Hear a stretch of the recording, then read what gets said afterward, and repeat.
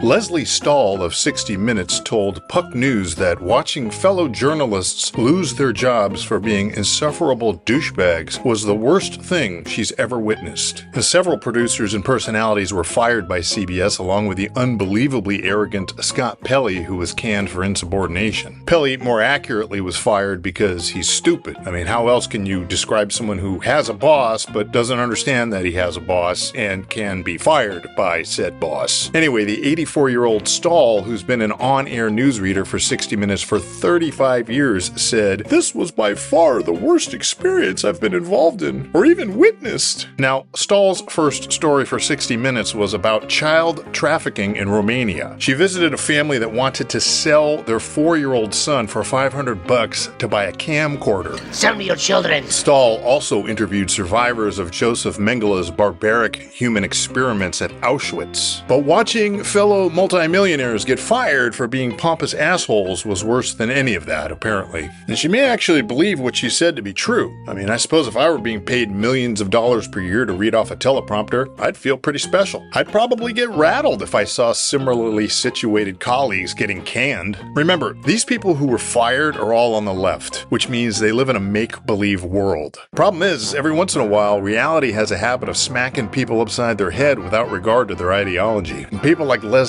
Stahl seem to see themselves as heroes, the defenders of democracy, even though we don't live in a democracy. Being on the left means believing you're part of a morally superior revolutionary movement. And who could possibly be more important than someone on the front lines of that conflict?